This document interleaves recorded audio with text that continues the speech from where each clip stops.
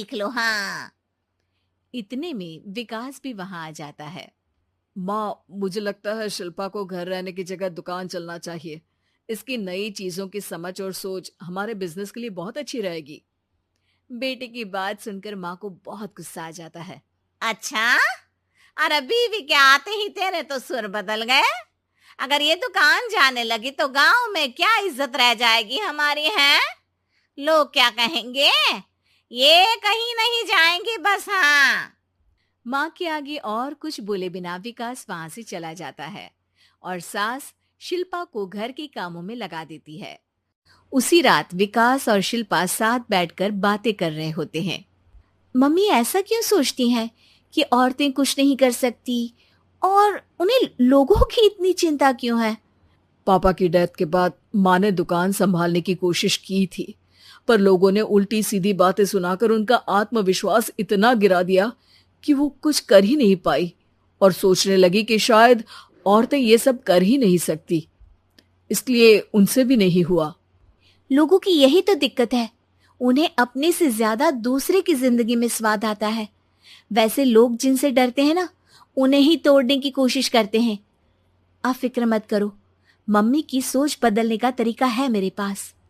और अगले ही दिन से शिल्पा अपनी सास की सोच बदलने और लोग क्या कहेंगे के डर को खत्म करने की जद्दोजहद में जुट जाती है।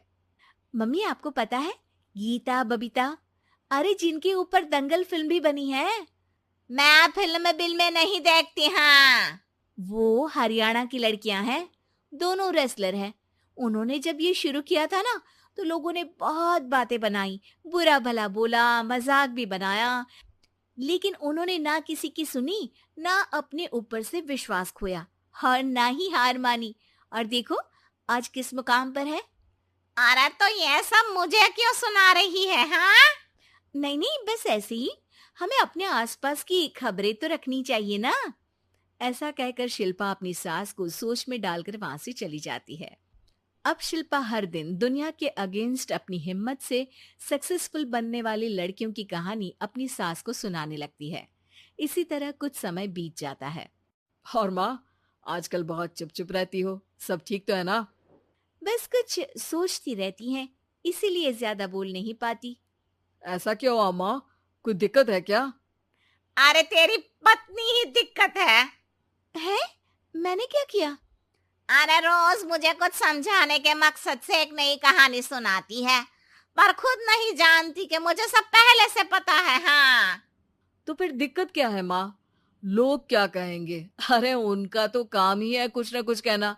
आप ये सोचो कि उन्हें नजरअंदाज करके हम साथ मिलकर किस ऊंचाई पर पहुंच सकते हैं। बेटे और बहू की बातों से सोच में पड़ी माँ वहां से चली जाती है। अगली सुबह सबसे पहले तैयार सास आवाज लगाकर बेटे और बहू को बुलाने लगती है। अरे कहाँ सोते पड़े हो दोनों? किसी को घर में कोई काम नहीं है क्या? हाँ।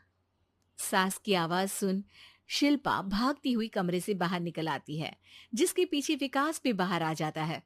मम्मी आप इतनी सुबह तैयार होकर कहाँ जा रही हैं? अरे किसी नई शुरुआत से पहले भगवान का आशीर्वाद बनता है या नहीं? मैं सीधा दुकान जाऊंगी, तुम काम निपटा कर आ जाना है।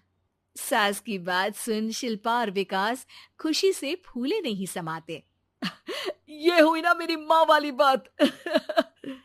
पूरा परिवार मिलकर दुकान पर काम करने लगता है, जिसमें विकास और उसकी माँ दुकान संभालते हैं, तो शिल्पा काम को ऑनलाइन डाल शहर और इंटरनेट का काम संभालने लगती है, जिसे देख गांव में लोगों के बीच गॉसिप शुरू होते देर नहीं लगती।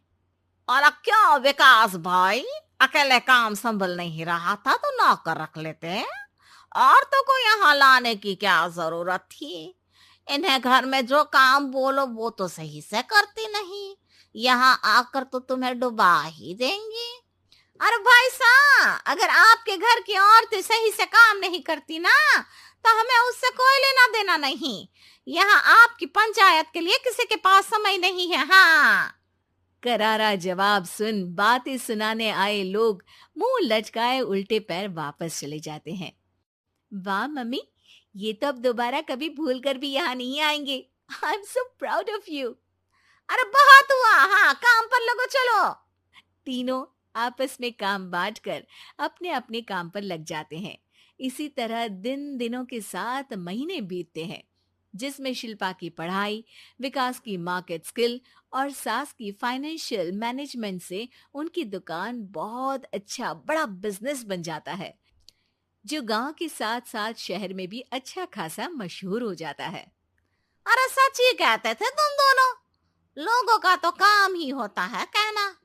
अब हमें सुनना है या नजरअंदाज करना है वो तो हमारे ऊपर है। हाँ, आपकी शुरुआत में गालियां और आसमान छूने पर तालियां, ऐसे लोगों का तो काम ही है पलटना। इनकी बातों से हमें कभी अपनी राह बदलनी नहीं चाहिए, बल्कि अगर बातें बन रही है तो समझ जाओ कि रास्ता सही है।